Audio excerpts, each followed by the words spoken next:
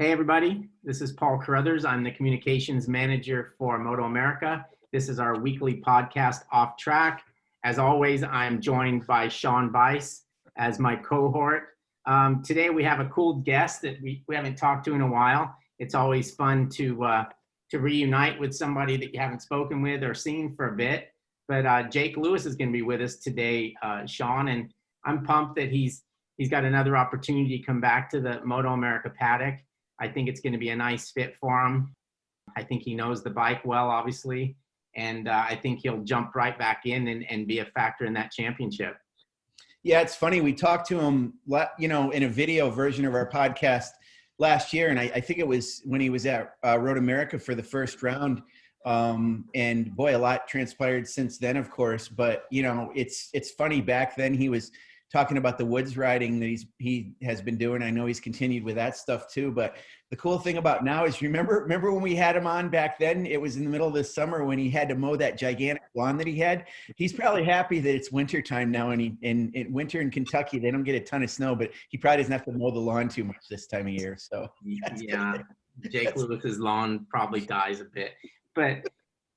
It was funny because I was looking at some stuff and you and I chatted a little bit before, and we'll bring Jake on in a second. But you know what? I'd almost forgotten that he showed up at pit race and rode the HSBK Ducati for PJ Jacobsen, who was injured from his Road America crash.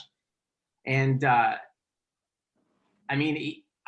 just don't think he ever got comfortable. And you and I were talking too. It's like, people don't realize just how difficult it is to come in and when A, you haven't been racing, B, you haven't tested, C, you're on a bike you've never ridden. And I mean, Ducatis can be little quirky things anyway. I mean, they're brilliant when you get them sorted out, but if they don't have necessarily the same feel as a Japanese bike does. Right. When you first get on them, they can be a little uncomfortable until you get it sorted out. So he faced some big challenges there. And then he'd also, as you mentioned, rode the BMW, Scheibe's BMW at Road America. So this kid was bouncing around all over the place, and I just don't think he ever got comfortable with anything. And actually, I think it was probably good to go back to what he was doing and not keep taking these one-off rides. And now it's worked out for him because he's going to be joining the Altus Motorsports team in Stock 1000 on a GSXR 1000, a bike that he obviously feels comfortable with. So why don't we bring Jake in? And Jake, it's nice to have you back, and we're pumped that you're going to be part of Moto America again. Yeah, guys, thanks for having me on. I'm really excited for this year. Obviously 2020 was a bit crazy for everybody, and like you guys were saying, the one-off rides were definitely tough, so it's nice to come into this year with a good opportunity on a good team, a good bike, and going to be able to do the full season and hopefully be running at the front again. Yeah, Jake, and I gotta give full disclosure here. So shortly before we went on the podcast, sometimes I get cocky. It's like, oh man, I know all about these riders. And I completely forgot you raced that Ducati at Pittsburgh. And it was more recent. I remember when we talked to you, at Road America, and then it all came back to me in a vision. I suddenly remember that I had talked to you and you were looking forward to riding a Ducati that you had never done before. But you're going to be, and already are because of my short-term memory. You're already an answer to a trivia question. Which Moto America rider rode two completely different superbikes in the same year? I mean, that's pretty incredible that you did that. Yeah, not many people, I guess, knew I did that. You don't get much TV time running in the back, so. That was a tough weekend. I got the call, I think on Wednesday it was, from Bobby at HSBK asking me what I was into, and cut death dates. So I went home after that, packed my bags, and was at Pittsburgh on Thursday and filling in for, PJ on the Ducati. And honestly, that was a super tough weekend for me, because first of all, I never rode a Ducati. It had been 6 months or so since I really raced competitively, and the Ducati was just so small, and it was so difficult for me to ride. I was just mainly pumped because Pittsburgh, was one of my favorite tracks, and I thought I was going to be able to do a little better than I did. So that was a little bit disappointing, but it was a fun weekend. At least I got to spend some laps and be in the paddock, but definitely was a tough weekend. I mean, I remember walking down pit lane when you first got off the bike and we're, getting back on and they make some changes and stuff. And I mean, I just saw in your face like how uncomfortable you were. And I was actually like, man, this cannot be fun. Because it's just honestly, it's too much to ask of somebody. Yeah, for sure. And then obviously when I go out there, and like I said, I hadn't rode a road race bike in a while. So just the speed of things and the way your brain has to process going fast, it took me a little bit of time to get up to speed. And then once I was kind of up to speed, I was just kind of stuck at a certain pace and really wasn't comfortable on the bike at all. And was struggling with a few things. So it made it tough, and then especially in the races, the bike was super hard to get off the line. So, I mean, two rows even behind me were past me going into turn one. So it made for some long races, and it was a tough weekend. But, I'm really happy to be back on the Suzuki. I just got done with a test at Eagles Canyon in Texas this past weekend, and feels like I'm back at home. The Suzuki fits me really well, and it's a comfortable and easy bike for me to ride. It must be nice knowing what you're doing, and it's not the week before the first race, and you know what you're doing. Like you said, you've ridden the bike. You're familiar a little bit with the team, I would imagine, and obviously the team has shown that they're a good team because of the results they got with Cameron Peterson last year, winning that championship. So, I mean, now you can literally have an off season to focus on what you're going to be doing and knowing what it is that you're going to be doing. I mean, that's got to be a great feeling. Oh, for sure. I think that's the biggest thing, going into a season, knowing what I'm doing and going to prepare like myself and my body for the season. That's the biggest thing, the training, the mental aspect of going into a season, knowing that you're ready to go. And even though we still have a little bit of time, it's nice to know what I'm doing, have a game plan. And I think I'm going to be able to ride the bike, I think 2 more times even before the tire test. So that's super nice. The team's really good, and it's kind of like a family atmosphere over there. So it's nice to be on a team that's kind of laid back, but then also, they have one goal, and that's to win. So it's not really a lot of pressure on myself, but it's just going to be a fun year, and looking forward to hopefully, running up front in the stock 1,000 class and going after the championship. It's funny, Jake, when we got the photos of you, doing a test last weekend or last week, whenever it was, I of course saw the garage and was like, wow, where the heck is he? And I was thinking Chuck Wall. I wasn't really sure. I actually called Jeanette Nassani, and I felt bad because she's got a pretty bad cold, definitely not COVID, she told me, but it didn't sound like her. And she was laboring to even, get the words out because she didn't really have much of a voice, but she gave me the info on Eagles Canyon Raceway, and I looked it up, and I had no idea about the place. And, we talked a little bit about their son, Jarrett Nassani, who's racing in Super Sport, and Hayden Bicknese, who's the new junior cup kid this week. So, or this year, this season, I should say. And the photo showed the 3 of you guys in the garage together. So, tell us about that test. And you had a garage there. I mean, I don't know anything about that track. Is it decent? Yeah. First of all, I didn't know anything about the track at all either. I grew up racing down in Texas in the CMRA classes for like 2 or 3 years. And that was a track that wasn't on the schedule back then. So I think it's still like 10 years old, but it's freshly repaved, and it's actually a super fun track and good for testing. It had some 5th gear straightaway, some hard braking, some technical stuff off cambered. So it was actually a really fun track. Although the weather wasn't the best for us, it was pretty chilly and really windy out there, but it was good to spend some laps and meet the team, the mechanics, all of that stuff. But the facility, the garages were actually super nice. So, I'm glad I went down there and was able to, we still got in quite a few laps because we were down there for 2 days. So it was good just to kind of get the base set up and, the position on the bike and learn a few things before we ride the next time.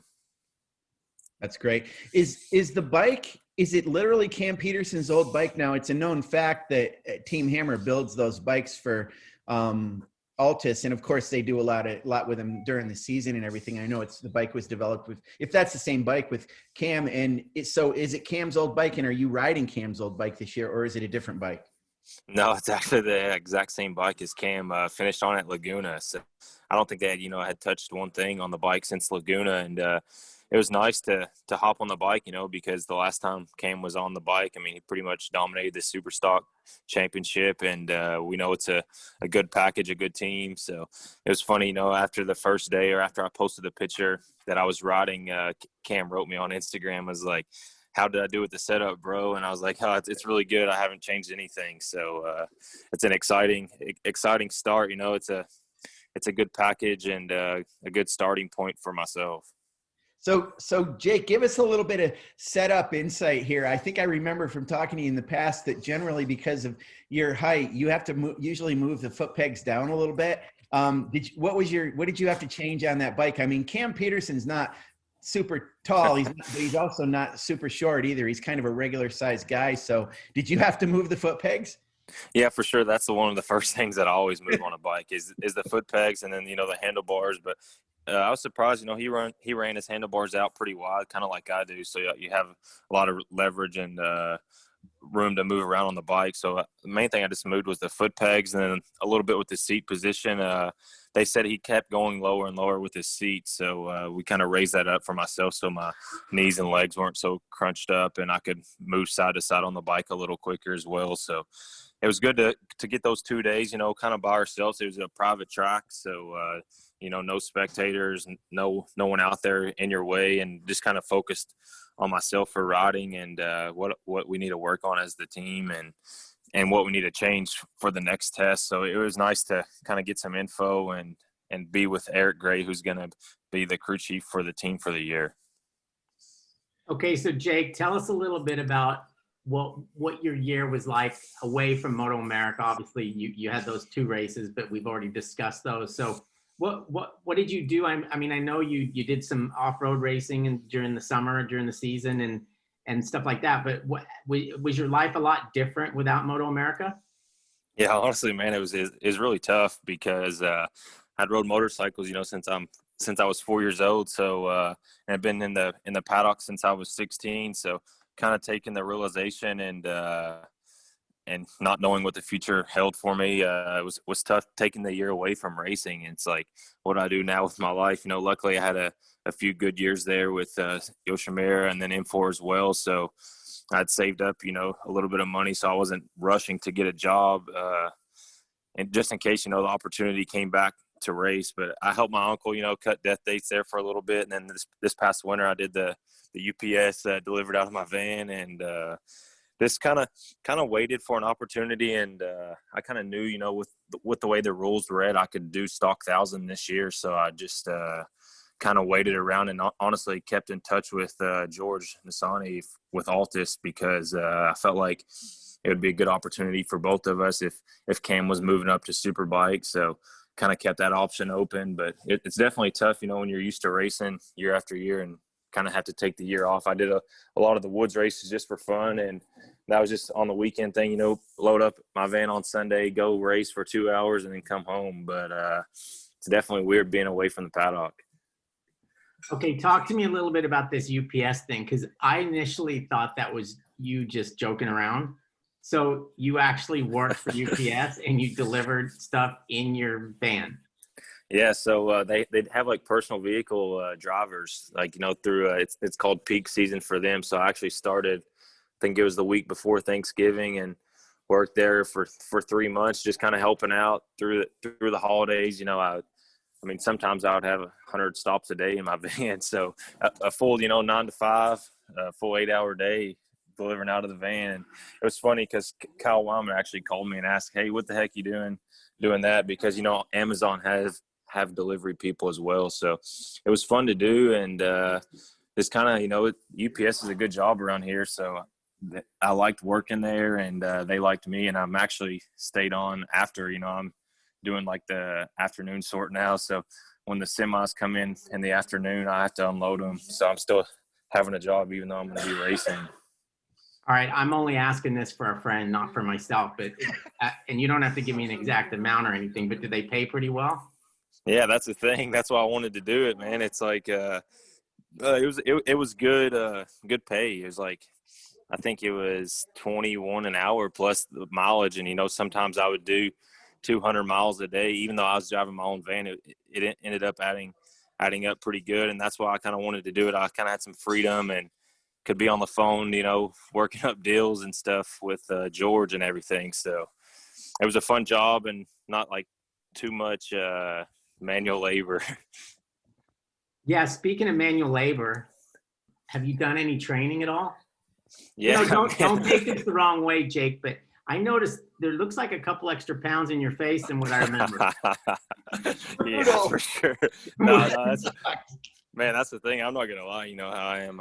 Tell the truth like it is. And even Chris Orich texted me giving me some shit after that picture. He's like, "Lay off the beers, man." And that's the thing when you're away from racing, and you kind of get to enjoy some beers, some eating whatever you want, and definitely I've added 20 pounds since I quit racing, like at the end of 2019. So all last year I was 20 pounds heavier than when I was racing like competitively. So definitely got back in the gym like when I knew this deal was happening, and I've already lost a little bit of weight, but still got a little ways to go. But luckily, I thought I was going to be in a lot worse shape when I was on the bike than I was. And it's just a few areas, honestly, my cardio wasn't like terrible. It's just the way my shoulders are. And then like the reactions of my, when you got to move side to side on the bike fast, it definitely wears out your legs. So got to get back on the bicycle, and planning on I might try to come out to California and spend some time, because we're going to be riding at Chuckwalla at the end of this month for the CVMA race, and might spend some time out there riding my bicycle to get in a little bit better shape before the season starts. But luckily, I think we don't race until the end of April, so got to get that baby fat off my face. Well, if you come out here, I'll happily drag you through back like I used to. And also, I want to tell you something. Like, you always hit rock bottom with stuff. And I'm thinking if Chris Orich is giving you shit about your weight, you might have hit rock bottom. Nah, man, I wanted to text Chris back so bad, because I told him I'm gonna work on it for sure. But when I rode for the team, like obviously he was retired. It's like, man, you had no room to be talking. Those first 2 years of retirement, he gained that weight too. So. Oh yeah, Josh Hayes was brutal with him after he retired. Just would rip him all the time about that. So yeah, it's nothing for me, now that I have some motivation, and I'm kind of expected to win by the team, or at least fight at the front. So it's nice to get motivated for something and get back to training like I used to, for sure. Yeah, and Jake, it really proves the motivation that you riders have. You guys are almost not your normal selves when you're riding. You're superhuman. You're doing things. Heck, I remember when Nicky Hayden got so thin in MotoGP there, and just to try to get smaller with Pedrosa and those guys around. And we know with your height what you do to try to get yourself able to tuck into the bike, be lighter. It all adds to horsepower and stuff. So it's a huge undertaking for you guys to do, but all credit to you to, come back and be ready to do that again. That's amazing. Yeah, for sure. It's honestly not the most fun thing to do sometimes, because like you said, I'm 6'3" and pretty much the same height as Corey Alexander, and yep. So we're already kind of at a disadvantage for being so tall, and it's super tough to stay lean and stay thin for the whole year and still have enough like power to make it through the race and muscle around the 1,000. But it's funny, I was telling my mom last week, it's like, man, I used to work my butt off with Roger and all them, and I would be 155, 160 pounds and be a beanpole, and Danny Eslick would be 180, 190, drinking beer and pass me on the straightaway. So it's like, man, how, like, you never know, like, obviously weight makes a difference, but then again, at some point on the thousands, it's not a huge deal like it is on the littler bikes. Okay, so you mentioned Corey Alexander. The front of a stock 1000 class this year could look like two guys from the NBA. But do you anticipate him, based on what you've seen, him being the toughest competition? Yeah, as far as I know, I honestly don't know who's going to be racing the Stock 1000 class. Yes, but as far as like looking at the results from this last year, it was obviously Cameron, Corey, Michael Gilbert, Stefano, and then I haven't heard what PJ's doing or if he's racing. So you never know. You just got to. I'm just focusing on myself right now, getting back in shape and getting along with the team, getting the bike ready. But I would say Corey for sure is going to be one of the top guys. He has a good program that he runs, and he's on a good bike. So it should be a fun season. You also mentioned training, and I remember speaking of not knowing who your competition is, I'll never forget the time I came to the Hayden's place up there in Orange, and we went cycling, and Nikki was there, and I think I was interviewing you at the time, and I was asking you, I don't even remember what class you would have been riding in, but I'm like, who do you anticipate as being your toughest competition? And I'll never forget, Nikki kind of leaned in and he said, "Hey, Jake, I heard Casey Stoner is going to do some wild." And I thought that was classic Nikki, that he would just be giving you shit like that. But yeah, so you don't have Casey Stoner to worry about, but I guess there's going to be plenty of other guys. You're going to do Superbike Cup as well, right? Yeah, Superbike Cup. I think for the Stock 1000 guys, are at least the main guys, it's a good way to get more exposure and honestly to get more money for us. That's a big thing. Luckily, Moto America gives you the incentive to race the Superbike class, and seeing how Cameron did last year against the Superbikes on his bike was really impressive. So hopefully I can kind of repeat his form and be up there, because I've raced against all the guys that are still in the Superbike class besides Loris Baz coming over. I mean, that's going to add some excitement to the class for sure, and it's shaping up to be a good year in all the classes. Jake, so since you're on Cam Peterson's old bike, which is a Hammer built bike, and I don't know what they're planning for the year with you, whether you're going to continue to have that bike or not, but your most recent before this stint on a Suzuki was a Team Hammer built actual super bike, which I know we've talked about it before. That bike was a little bit different than the Yosh bike at the time. It wasn't like a full-on factory Suzuki, which I think the bikes that they used last year with Bobby Fong and Tony and who the riders are going to have this year, is a little bit more of a super bike than probably you had when you were riding a super bike for M4. But it's been a little while, but is there some familiarity there? I mean, and there's obviously some knowledge you have not only in setup, but you have a lot of laps on a Suzuki. So that's clearly going to help you, I would think, right? Yeah, for sure. I mean, just like I said, being back on the Suzuki just fits me really well. And I was on the Suzuki from 2015 all the way until 2019. So I had four seasons on the Suzuki. So I kind of know how the bike works, the setup notes that the team's going to have, and just the gearing, like everything starting the weekend will be helpful. I'll be starting with the setup that I'm familiar with, and won't have to worry about that. I'll just have to worry about my riding. So that's the main thing, and it's going to be nice, being with the Altus guys, because like you said, they do get help from the Team Hammer. So it'll be nice having set up notes from them, and then I'm still have a good relationship with my old crew chief Ben Fox, and also he's working with Bobby Fong on the electronics now, but he still keeps in touch with me, and we kind of talk about the setup and all of that stuff. So it'll be good just going into the year knowing what to anticipate. Yeah. It's funny with Altus Motorsports. I even kind of speculated this in a story I wrote for the website, Moto America website this year. Is Cam Peterson won the championship and also Stock 1000 championship, and also won the Superbike Cup. And I thought, geez, these guys have been in the paddock for a while. They have a big footprint. They're a great team. They're a good looking team. They really project well and help the image of Moto America so much. I'm like, wow, why don't they go Superbike racing? They're pretty much almost there. And, of course, now, you're on the team. We don't know yet necessarily what Cam Peterson is doing, but you have Superbike experience. And I know it's year to year with you guys and teams, but I almost wonder if it turns out that you win the championship and get the Superbike Cup points, or even if you don't, but you're right up there at the pointy end, it seems like it's a natural progression for that team to eventually someday race a super bike. It's forks, triple clamps, swing arm. I understand it's super expensive. I don't mean to minimize it too much, but it seems like a natural progression, certainly for you who has done it before. Has there been any conversation about that with them, or is that just something, you're looking at this year and see what happens?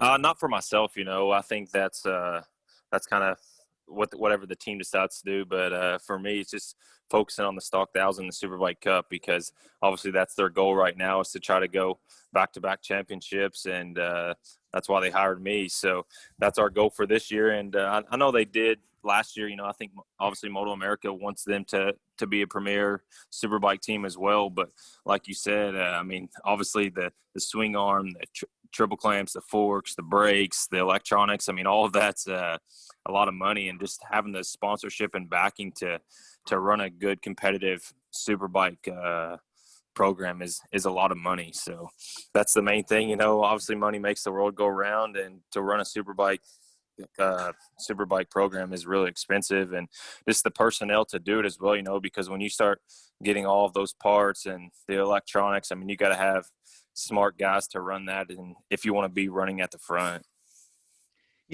It's clear that you're a fan favorite. You probably see it on our social media. We see it all the time. We saw it last year, the couple times you raced with us, and once it was announced that you were back this year, people are going nuts. It's Owensboro, it's Jake, what you've done in your career over the years and stuff. So it's great to have you back involved in the series again. I just wanted to say that, but I got to tell you a funny story.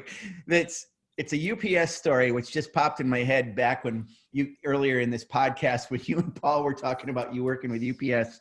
So back when I used to live in New Hampshire, I had worked for an ad agency, and we had a bank as a client, and the spokesperson for the bank became this woman named Lynn Jennings, who was an Olympic distance runner from New Hampshire. And I got to know her a little bit because we were doing commercials with her and all kinds of stuff. And she told me a story. I went to her house one day and met her husband, and I found out she actually married her UPS driver. Like she was a full-on Olympic athlete, attractive woman. And basically this guy would come and deliver sneakers to her because she had a sponsorship from, I don't know, I think it was Adidas or somebody for, her running shoes. So the guy was constantly coming to her house and leaving off packages. And, he was a full-on, what can Brown do for you, UPS driver. And, they met, fell in love. I don't know what was going on after he delivered the packages, but somehow they ended up getting married. I know you have a girlfriend. She may be listening on this thing right now, and I know she's probably going to be in the paddock. And I completely understand that we have people in our paddocks, some girls that also like our riders. But dude, I'm kind of glad you got out of that UPS deal, because you got a girlfriend already. So let's. So what are you saying, Sean? That I'm going to be delivering two types of packages, or what? Exactly. I'm saying I'm glad you're not doing that anymore. Just focus on racing, and your current girlfriend is what I'm getting. But Jake, at least one of the packages would be small. Yeah. Hey, about the size of a shoebox is good. You know what they say about tall guys, Paul. Come on. Yeah. Not big around, but boy, is it short. Oh my God, what happened to this podcast? I don't know, but so far it's about one of my favorites. Yeah, I think it is a good one. You mentioned that Eric Gray is your crew chief this year. I know that he was kind of the team manager last year, and Melissa was involved in the team. But is Eric taking over kind of the crew chief thing? And is Melissa involved this year, or is it a different crew, or some of the guys that were within that team last year that are maybe doing different things? How's the makeup of the team? Yeah, I think they kind of rearranged the team a little bit from what it was last year. I know Cameron's mechanic, his main mechanic last year is working with the Hayden Bicknese now on the 400. So they got myself a new A mechanic. It's Jesse Davis from California. So it was nice meeting him and working with him at the test. And then also have a kind of a B mechanic, another mechanic that I haven't met yet. But then Eric's kind of the whole team's crew chief. So he kind of does everything, the crew chief, the team manager. He kind of just makes sure that everything's staying in line and everything's working smoothly. But it's a smaller team than what I was used to, but it's really like family orientated, and it's a good atmosphere. Yeah. So it's interesting with you, Jake. I mean, you've got another teammate named Hayden. You can't get away from the Haydens, can you? Yeah, I know. It's crazy. Are you mentioned about riding bicycles, and it's well documented. We did actually our TV crew did a thing where they went down to Owensboro, and we talked about this on the last podcast about how the group of you used to ride. Maybe they don't as much. You're saying you're going to get back doing it in California, but have you seen JD lately? I know you guys hang out together a little bit, or did. He's pretty busy too, though. Probably he's in Arizona. I don't know what's going on with him these days. Yeah, honestly, I mean, I haven't really talked to JD, and heck, it's been, I mean, I've seen notes, talk to him here and there, just small talk, but like not riding or anything in the past probably 4 or 5 months. It's been a while, and right now he's down in Florida with a couple of the other flat trackers.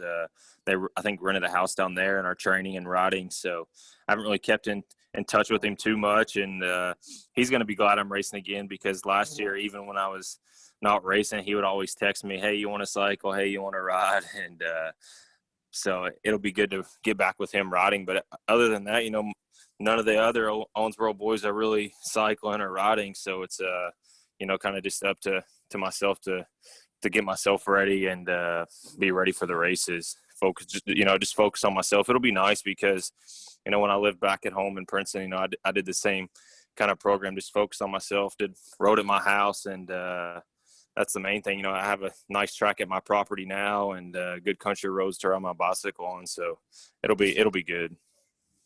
And I see one of the guys there, Nick McFadden's turned into a millionaire real estate mogul. Yeah, for sure. He's actually, I'm actually proud of him. I see the work that he does, and I see how successful he's been. And it's kind of cool to see that he was able to, move on from racing and actually, have some success doing something like that. Yeah, for sure. It's really hard to, like we were talking earlier, it's hard to go from racing from the time you were 4 years old until, heck, now we're almost in our mid-20s. So it's like now you need to move on to the next phase of your life and figure out what you're going to do, because, obviously racing's not going to last forever, and you just need to have a backup plan. But I think our hearts will always be in racing no matter what. And, for myself, I was still doing some woods racing and riding a lot. And I think I'll do that, until I die. So that's great. For me, it's just kind of in my blood. All right. Well, you know what, Jake, and I speak for Sean as well. And I speak for everybody in Moto America. It's going to be great having you back. I don't like the thought of you delivering packages no matter what time. I'm happy you're going to be back racing with us. You're a good guy to have in the paddock, and I know you're going to have success on that bike with that team, and you'll give those guys hell. So thanks for joining us on today's podcast. It's been a lot of fun, and it's always nice to laugh with you. So many thanks for that. Yeah, thanks for having me on, guys, and especially big thanks to the fans. Like you guys said, it was nice seeing all the good comments, and a lot of people happy to see me back in the paddock, and I'm looking forward to it. Yeah, let me just jump in here and say, yeah, thanks, Jake. We're thrilled that you're back, and it's going to be fun to talk to you and see you in the press conferences too when you're on the podium and with those wins and everything. We know it's going to happen. I just want to add that we talked about Jake and his girlfriend and all this stuff. Well, that's my segue into the fact that Valentine's Day is coming up, and I wanted to give you guys a heads up that we have a promotion coming up for Valentine's Day, because no flowers, no box of chocolates. You guys got to get tickets to our race weekends. We're going to have a sale. There's a code that you can put in. Look on our social media to see what we got going. But what more would you want to get your loved one, whether it's your girlfriend, your boyfriend, your husband, your wife, or even your kids? You got to get them these tickets at this great promotion that we've got coming up. So look for it and get ready for this race season coming up with Jake Lewis and Stock 1000 and Superbike Cup. Wow, what a salesman. Yeah, what a salesman. Yeah, that's a good line. I actually started to buy some and then realized I didn't have to because I'm going to go anyway. So I stopped the purchase. All right, you guys, thank you very much. Have a good, safe week, and we'll talk again soon, Jake. All right, thanks for having me on, guys.